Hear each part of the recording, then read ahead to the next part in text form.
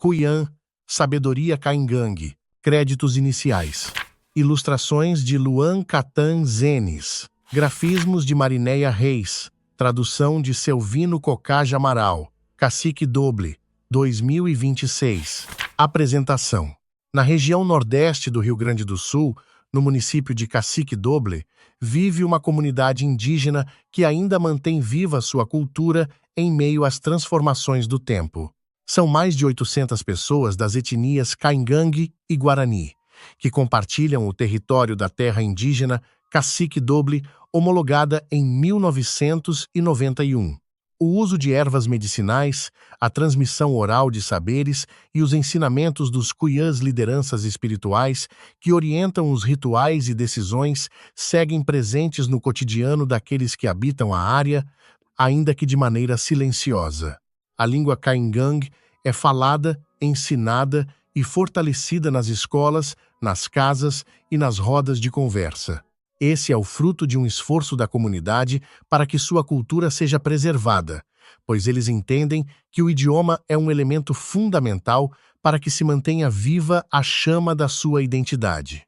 As histórias, perpassadas de geração em geração, têm em si o poder de perpetuar os ritos, as crenças, os saberes e a memória coletiva deste povo. Na comunidade Caingang, a vida se move diferente.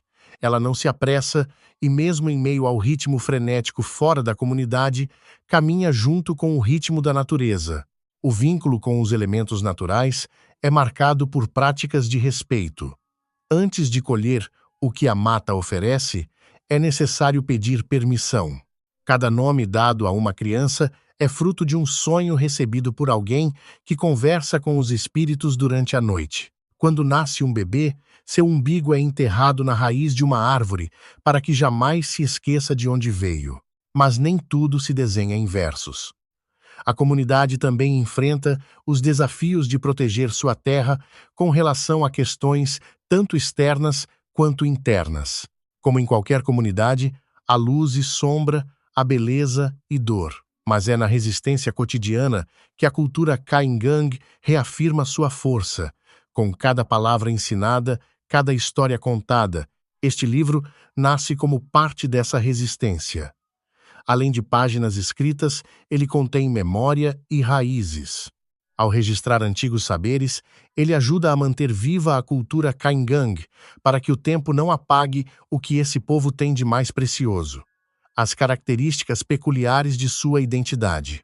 Nele, as irmãs Vera e Albertina, pertencentes ao povo Caingang, compartilham conhecimentos adquiridos ao longo da vida. Filhas de um cuiã, elas cresceram entre ervas, histórias e ensinamentos ancestrais, aprendendo desde pequenas com os mais velhos o valor da escuta, da cura e da palavra. O saber que carregam não vem apenas dos livros, mas da terra e dos rituais aprendidos. Ao reunir essas histórias, práticas e ensinamentos, elas reafirmam o compromisso com a preservação da cultura Caingang, oferecendo a quem ouve não apenas um registro, mas um convite à escuta profunda e ao respeito pelas raízes que sustentam seu povo. Albertina, que cresceu na terra indígena de Cacique Doble e hoje vive em Florianópolis, participa deste trabalho como colaboradora. Como irmã mais velha, é a ela que Vera recorre quando precisa resgatar lembranças mais antigas. Com generosidade e afeto, Albertina contribui com relatos, detalhes e histórias que ajudam a reconstruir as memórias. Vera vive na aldeia e trabalha como técnica de enfermagem no posto de saúde da terra indígena Cacique Doble, combinando os saberes tradicionais de seu povo com os aprendizados da universidade. Ela aplica ambos em sua prática diária. Em 2021, junto com Mari Marinéia Reis, também técnica em enfermagem, e as escolas da terra indígena, Vera iniciou um trabalho de resgate da cultura Caingang na comunidade de Cacique Doble. Foi aí que começou a amadurecer a ideia de registrar as memórias de suas origens, para que não se perdessem. Na ocasião, houve rituais, comidas típicas e explicações sobre plantas comestíveis e medicinais. Depois, em contato com a editora, Vera iniciou o processo de escrita, buscando registrar o que aprendeu para que mais tarde esses registros se transformassem em livro. Para Vera, tudo o que a natureza oferece tem uma serventia. Inclusive, os alimentos que comemos também podem ser medicinais e neles podemos encontrar a cura. Ela cita como exemplo seus ancestrais que mantinham uma alimentação baseada em produtos naturais e raramente apresentavam doenças como diabetes ou pressão alta. Essa tradição, segundo ela, está ficando para trás por vários motivos. Um deles é que os membros mais novos da comunidade acabam se afastando dos costumes antigos, influenciados por outras culturas que valorizam mais os remédios e alimentos modernos. Além disso, o hábito de plantar e usar ervas medicinais está diminuindo. Assim, o conhecimento ancestral vai sendo deixado de lado e corre o risco de ser esquecido. Vera acredita que, se seu povo voltasse a valorizar mais a própria cultura tão rica e cheia de sabedoria e fizesse uso dos medicamentos naturais que a terra oferece como um brinde, todos teriam mais saúde. Por isso ela escreve: para registrar os saberes de seu povo e inspirar os mais jovens a reconhecerem a riqueza da própria tradição. E nós, da O Bicho Editora, reconhecendo a verdade que habita em sua simplicidade e sabedoria, nos propomos a ser instrumento para que suas memórias sejam registradas, suas palavras ganhem espaço e sua voz ecoe, fortalecendo o legado de um povo. Esta obra é para ela, para sua cultura, para seus ancestrais e para as gerações futuras. No dia em que fizemos nossos primeiros registros para a edição deste projeto, chovia. Era março, mas a temperatura no local da filmagem era de apenas 13 graus. Para Vera, aquilo era uma bênção, um sinal que a natureza estava nos dando. Ela estava lavando a nossa alma. Os relatos que seguem ao longo desta obra não têm a intenção de formar um livro de receitas ou um guia técnico sobre ervas medicinais.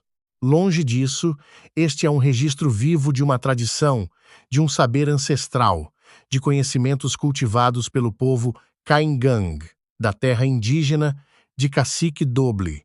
Aqui, você não encontrará pesos e medidas exatos. Encontrará sabedoria e tradição de povos originários do Rio Grande do Sul, que compõem esta imensa, diversa e riquíssima colcha de retalhos que é a cultura brasileira, um patrimônio imaterial de todos nós. Buscamos preservar a originalidade das palavras de Vera e de sua irmã Albertina, tal como nos foram transmitidas, oralmente ou por escrito. Os textos foram organizados a partir de manuscritos entregues por elas e das transcrições dos diálogos que tivemos com a autora. Essa escolha editorial reflete o respeito à forma como Vera se expressa e compartilha saberes. Como indígena, ela demonstra mais facilidade em transmitir seus conhecimentos por meio da oralidade do que pela escrita. Por isso, os relatos a seguir não se assemelham a textos de livros tradicionais. Eles são, na verdade, transcrições de instruções dadas através da fala.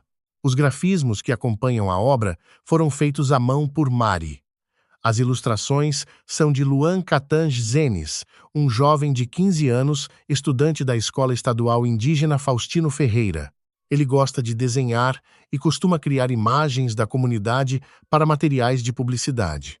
Pelo projeto Cuyã, Sabedoria Kaingang, aprovado pelo edital da Secretaria de Estado da Cultura e Política Nacional Aldir Blanc do Rio Grande do Sul, número 31 de 2024, na categoria Memória e Patrimônio, Luan recebeu um curso de ilustração online na escola. O objetivo foi aperfeiçoar a pintura de seus desenhos, já que ele os fazia sempre em preto e branco. O resultado desse aprendizado são as belas ilustrações que acompanham este trabalho. Esta obra foi concebida para que a sabedoria deste povo originário não se perca e permaneça viva, com conhecimentos agora registrados. Para que as culturas, a do branco e a do indígena, coexistam em paz e harmonia. Para que aprendamos a buscar equilíbrio naquilo que temos de mais sagrado entre nós, a natureza, seja ela humana ou ambiental. É por isso, e por tudo que isso representa, que nasce este registro. Conto para não esquecer. Resgato para não deixar morrer. Capítulo 1. A natureza como entidade viva, os elementos água, ar, terra e fogo. Conto para não esquecer. Resgato para não deixar morrer. Desde sempre, os elementos da natureza água, ar, terra e fogo foram usados pelos nossos ancestrais. Mas não é só uso, é relação. A natureza tem vida, e para retirar qualquer coisa dela que nos doa tanta vida, é preciso pedir licença, em sinal de respeito. Por isso, devemos sempre pedir licença antes de entrar na mata, tocar ou retirar dela qualquer alimento ou planta. A espiritualidade, a fé e as crenças são pontas muito fortes entre nós. Caingang, somos mantidos por essas forças que nos sustentam. Após colher alguma coisa da mata, temos o hábito de chamar nossos filhos ou a pessoa que está nos acompanhando, para que o espírito da pessoa não fique lá. Também devemos fazer o mesmo quando atravessamos um rio com uma criança que esteja dormindo. Na cultura Caingang, cada indivíduo possui um elemento da natureza como o seu guia. Esse elemento é apontado pelo Kuyan ou pelo Kofá, ou mesmo pela própria pessoa, observando com qual elemento ela mais se identifica. É através do contato com ele que haverá a purificação, o descarrego e a renovação das energias. Essa purificação e limpeza de energias podem ser feitas através do contato com a água. Esse contato pode acontecer nas margens de um rio, colocando os pés dentro da água, tomando banho de cachoeira ou banho de rio, entre outros. A água tem vida. A purificação também pode ser feita através da terra, com a entrada na mata, com os pés descalços, ou no cultivo da terra, com as próprias mãos. O elemento ar é simbolizado pela fumaça, e para a tradição Caingang, a fumaça purifica. Ela é um elemento purificador, assim como o fogo. Para entrar em contato com esses elementos, é costume tomar um banho de ervas, desde o topo da cabeça, e se secar no calor do fogo em contato com a fumaça. Para nós, a fumaça retira as impurezas, seca o que está pesado e renova as energias. A fumaça é o ar limpo que purifica o corpo e o espírito. Em todos os rituais, o fogo está sempre presente, assim como a terra, o ar e a água. Eles são inseparáveis. O fogo é a fortaleza, é a luz, é a representação do astro-rei, o sol, a força maior da natureza.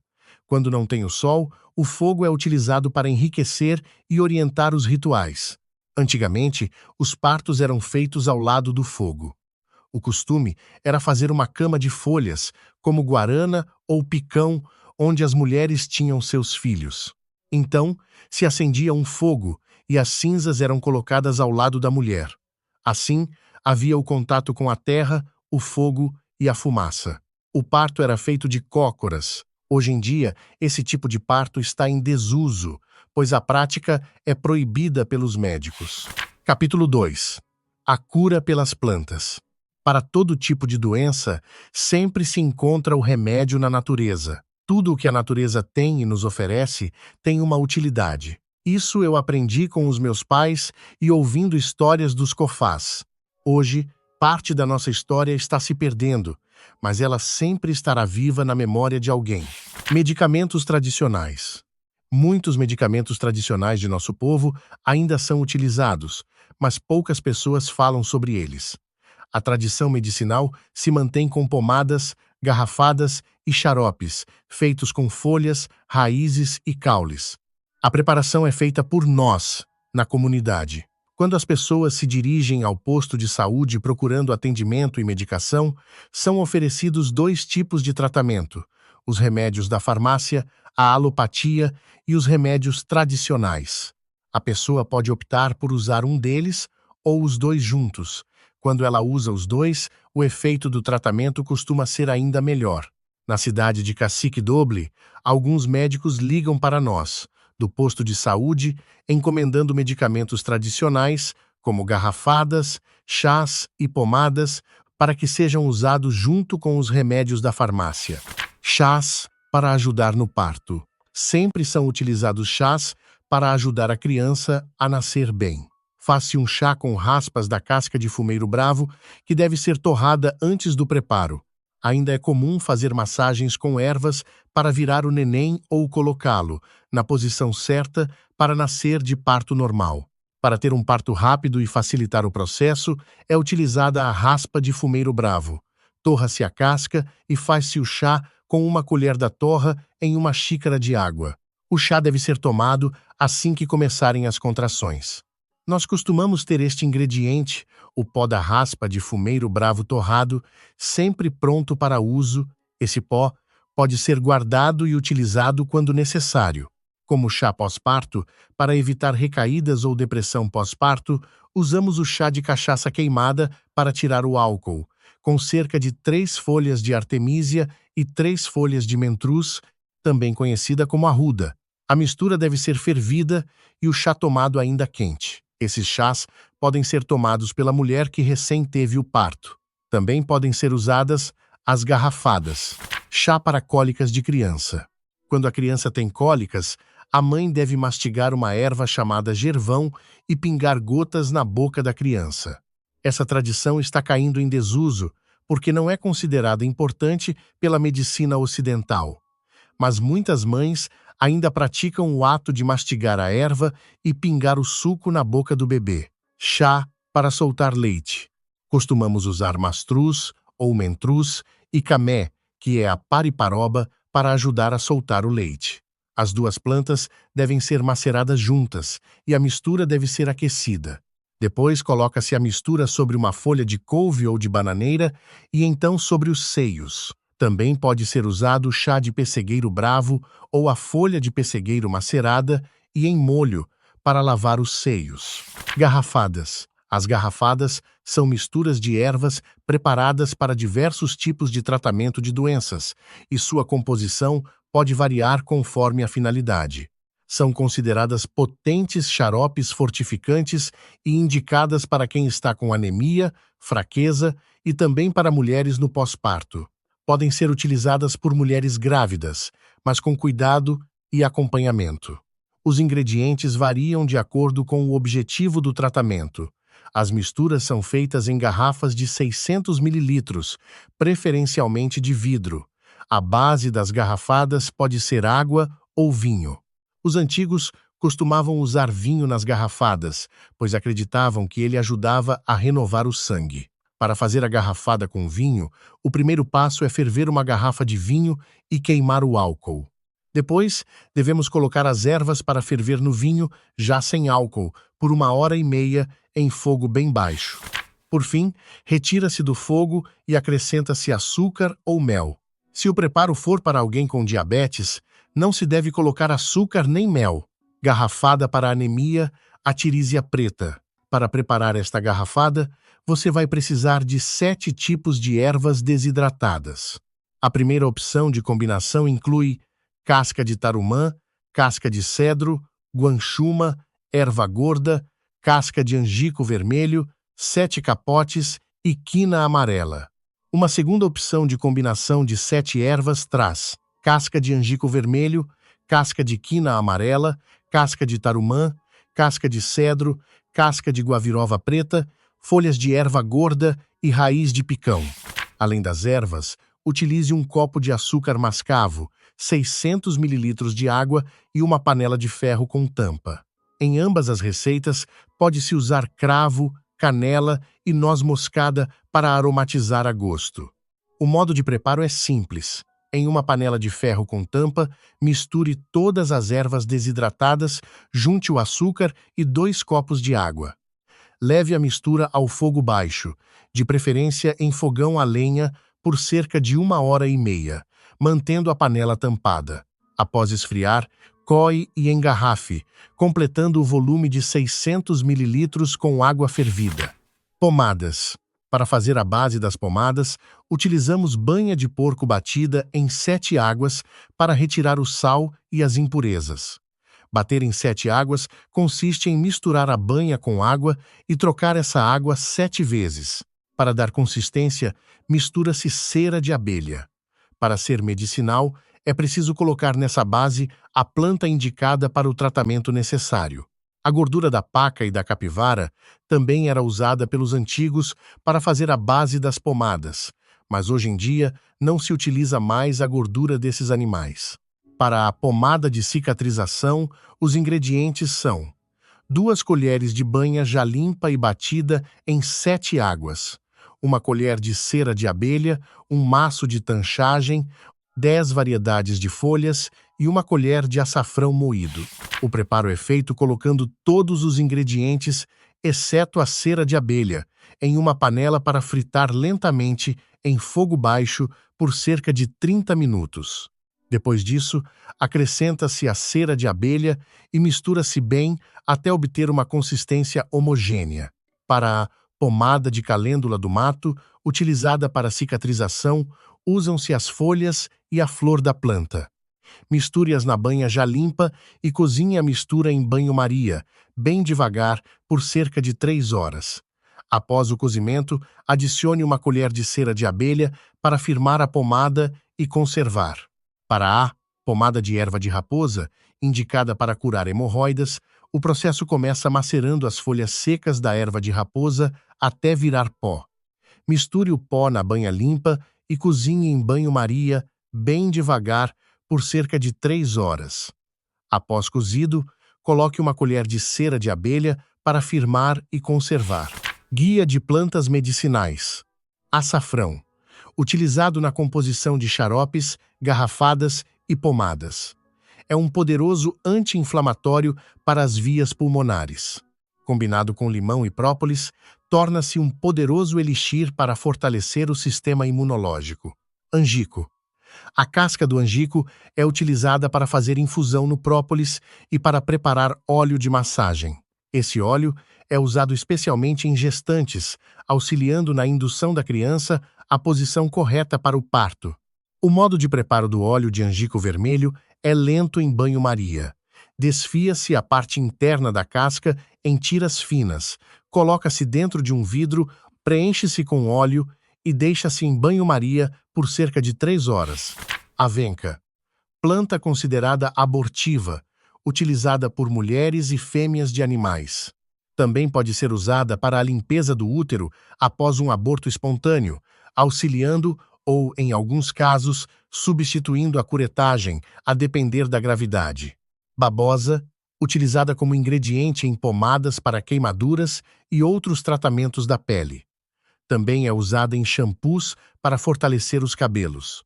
Bálsamo, utilizado para tratar dor de ouvido.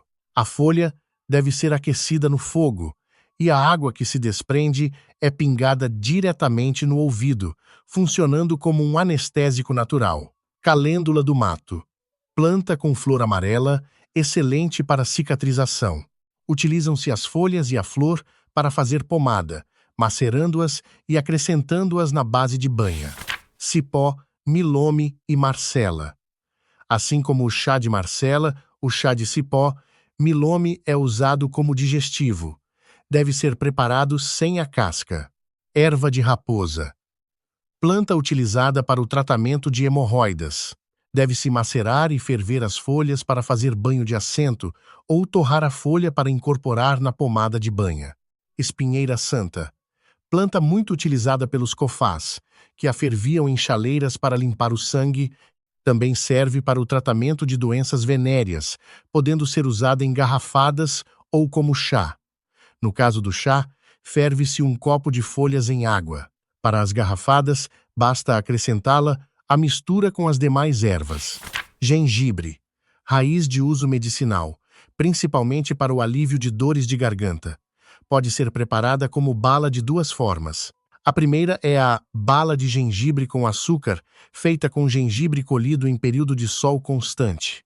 Usa-se um copo de gengibre em cubos, mantendo a casca, um copo de açúcar e um copo de água. Misture tudo em uma vasilha e deixe passar a noite no sereno. Pela manhã, coe, guarde a água e deixe o gengibre secar ao sol. Repita esse processo por 3 noites e 3 dias. No 3º dia, leve o gengibre à panela e cozinhe até o caldo secar, formando os cubos açucarados. A segunda opção é a bala de gengibre com sal, ideal para quem tem diabetes.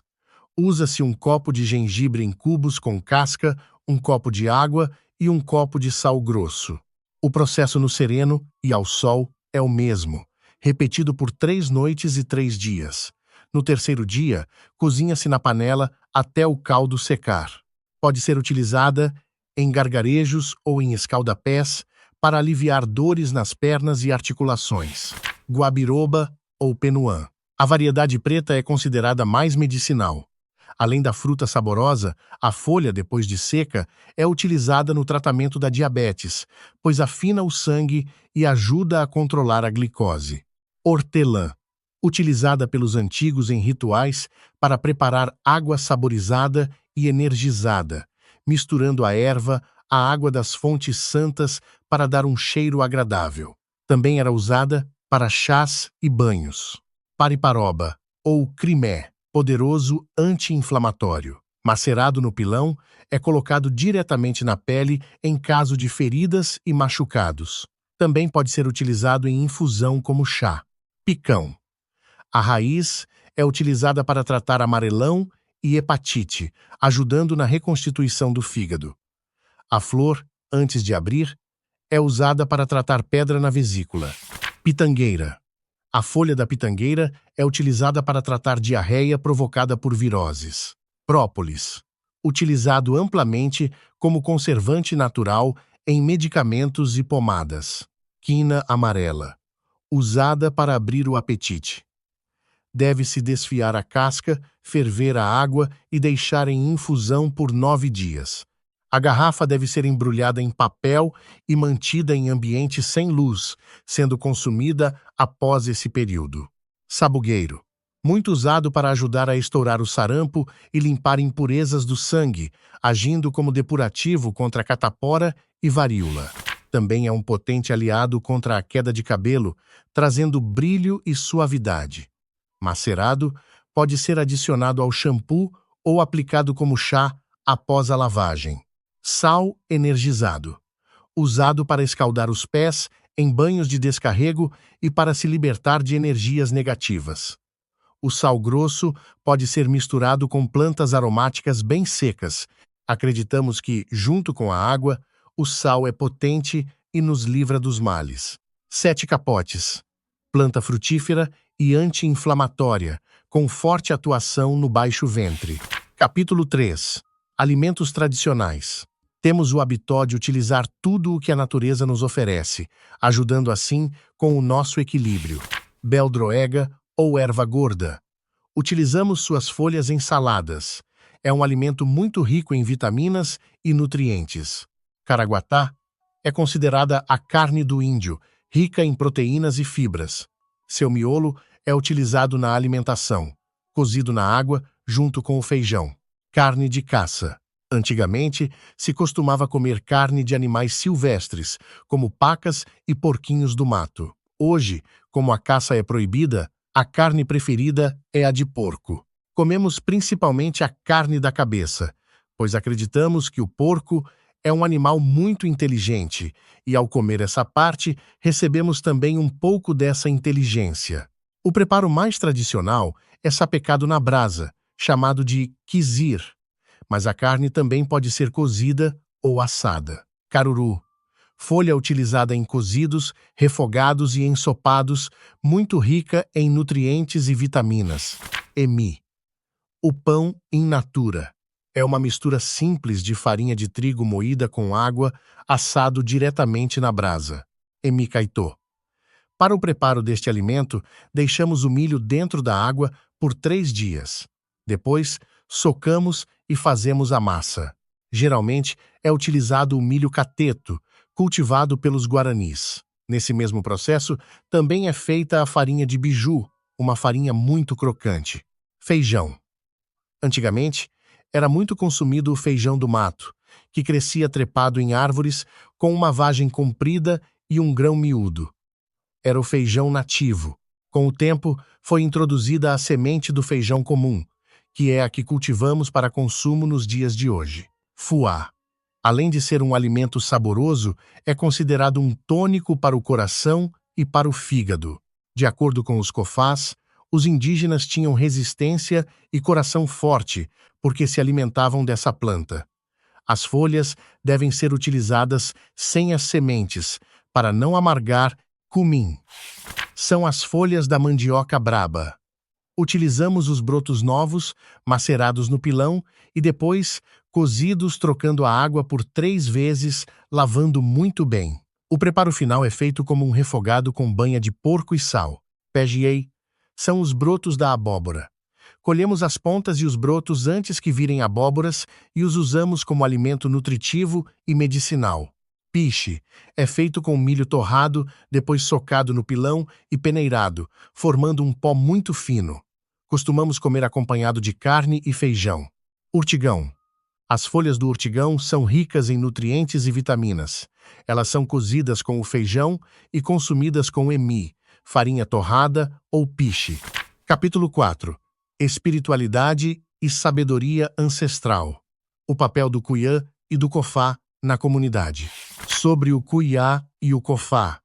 A comunicação com os espíritos, os rituais de cura e a transmissão de conhecimentos são feitos pelo Cuiá e pelo Cofá. O Cuiá é aquele que faz os trabalhos de cura, aquele que possui a sabedoria e o conhecimento sobre o manejo das plantas. Ele conhece a mata, se comunica com ela e recebe avisos por meio de sonhos.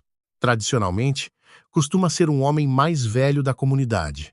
Os Cofás são os anciãos e anciãs da comunidade, guardiões da memória e da sabedoria adquirida ao longo da vida.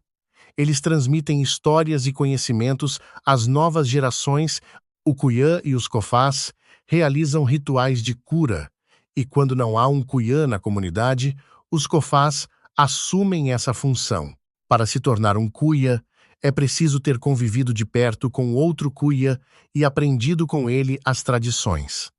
Normalmente, trata-se de uma pessoa bem idosa. O Cofá pode vir a se tornar um Cuiã, caso tenha convivido e trabalhado junto com um deles. Para o povo Caingang, os homens são fruto da própria terra, vieram do pó e ao pó irão retornar. São constituídos pelos elementos da natureza, sendo que cada indivíduo possui uma missão na vida.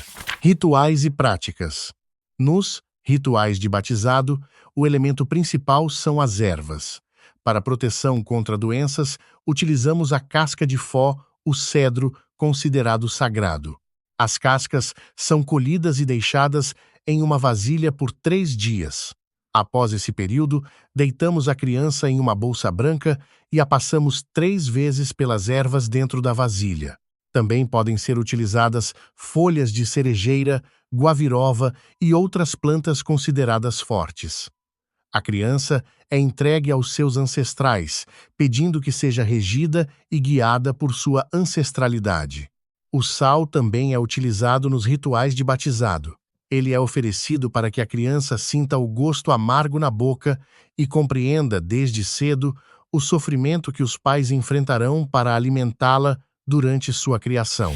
Esse gesto cria um elo com a natureza e oferece proteção contra as forças do mal. O ritual do batizado também pode ser feito com pedra amarela, devendo ser realizado no primeiro ano de vida da criança, conduzido pelo avô, caso não haja um ancião mais sábio. Pode ainda ser feito com cinza, aplicada na testa, nas mãos e nos pés do recém-nascido. As cinzas vêm da queima das mesmas folhas usadas no banho do batizado. Os rituais acontecem em uma fonte ou em um rio, conduzidos pelos padrinhos e por um rezador mais velho, invocando os bons espíritos. No ritual da pedra, realizado durante o primeiro ano de vida, esfrega-se uma pedra amarela nas pernas e no rosto da criança para evitar o crescimento excessivo de pelos e barba. O ritual é conduzido pelo avô ou por uma pessoa mais velha.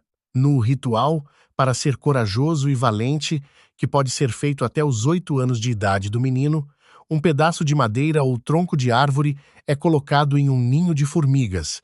Em seguida, esse mesmo pedaço, com os fragmentos do formigueiro, é esfregado nos punhos da criança.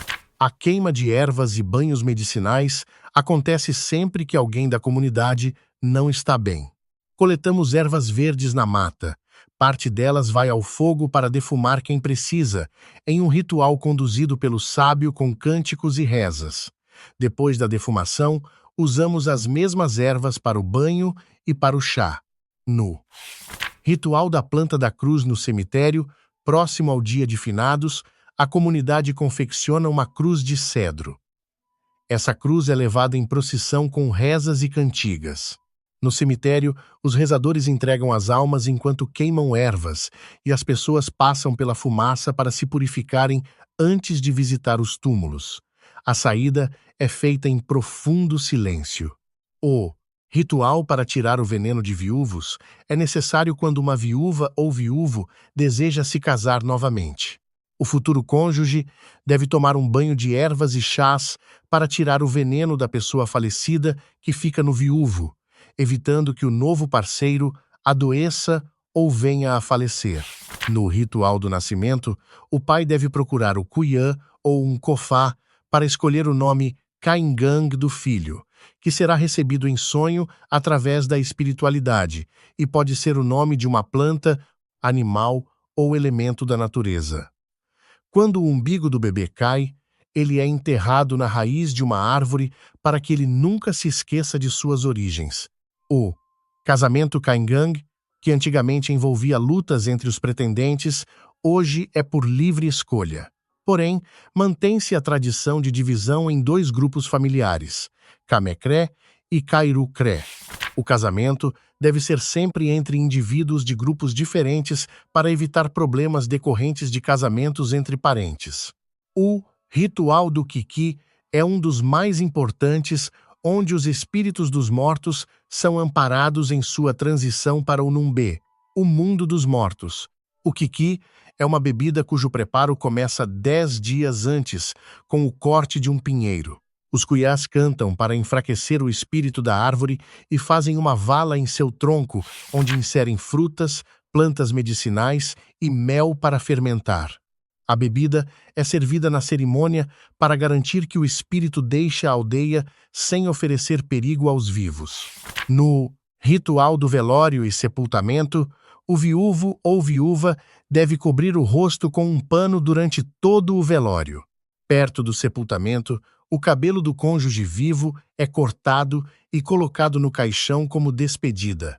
Uma vara do tamanho do corpo é colocada junto ao falecido para que a alma não volte para perturbar os familiares, enquanto rezadores entoam cantigas de paz. Crenças sobre a morte e o sobrenatural. Na cultura Caingang, os assovios são presságios de morte.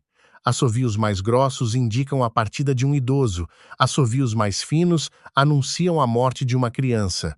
Acreditamos em uma dimensão da natureza para onde a alma vai antes de reencarnar, e mensagens podem ser transmitidas através de sonhos. Sobre ventos e tempestades, o cuyá conversa com os elementos da natureza. Durante uma ventania, ele joga cinzas para acalmar o tempo. Quando ocorre um redemoinho, o povo acredita que são os espíritos descendo para dar algum aviso. Capítulo 5. Instrumentos sagrados. Cocar. O cocar é um elemento sagrado que significa autoridade e respeito. Ele simboliza um animal e é utilizado para enfrentar lutas e desafios, servindo como proteção. Suas penas coloridas funcionam como um amuleto de segurança. Antigamente, era utilizado apenas pelos homens, os guerreiros, mas hoje as mulheres também passaram a usá-lo. Colar. Um adorno utilizado para rituais sagrados, feito com elementos da natureza como sementes, espinhos, taquarinhas e conchas. É uma espécie de talismã usado para fortalecer o contato com a terra. Filtro dos sonhos. Um amuleto protetor. Acreditamos que ele filtra os sonhos maus, por isso o mantemos sempre pendurado perto de onde dormimos. Manacá, ou maracá, uma espécie de chocalho utilizado pelo cuyã, principalmente entre os guaranis, para benzer e expulsar os maus espíritos de uma pessoa doente. Quem tornou este livro possível? Sobre a autora, Vera Lucia Padilha Dias, nasceu em 11 de janeiro de 1966, na terra indígena de Cacique Doble, no Rio Grande do Sul. Formou-se como técnica em enfermagem e atua há 25 anos na unidade de saúde básica indígena de sua comunidade. É considerada uma COFA, especialista no cultivo de plantas medicinais e na fabricação artesanal de remédios baseados nas técnicas ancestrais Caingang. Sobre a colaboradora, Albertina Rosana Dias nasceu em 23 de março de 1955. Trabalhou por 32 anos na área da saúde da Fundação Nacional do Índio, a FUNAI, exercendo a função de técnica em enfermagem até sua aposentadoria, tendo prestado serviços em diversas comunidades indígenas do sul e do norte do país. Sobre o tradutor, o professor bilíngue Selvino Cocaja Amaral é nativo da terra indígena Guarita.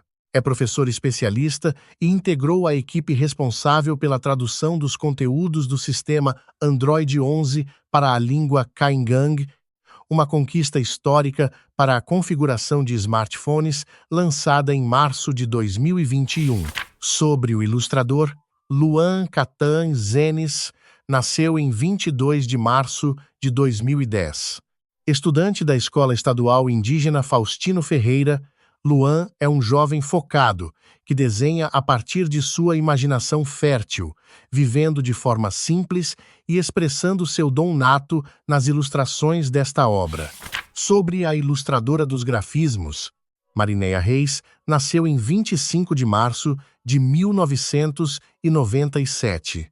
É agente de saúde indígena na terra indígena Cacique Doble e responsável pela criação dos grafismos históricos que ilustram esta obra. Nota de financiamento e acesso. Esta obra foi financiada através do projeto Cuyã Medicina Verde, selecionado no âmbito do edital da Secretaria de Estado da Cultura do Rio Grande do Sul, número 31, de 2024, na categoria Memória e Patrimônio. Para conferir o conteúdo digital e os recursos de acessibilidade desta obra, acesse o site oficial da editora, no endereço editorabichinho.com.br/cuia-sabedoria-caingan.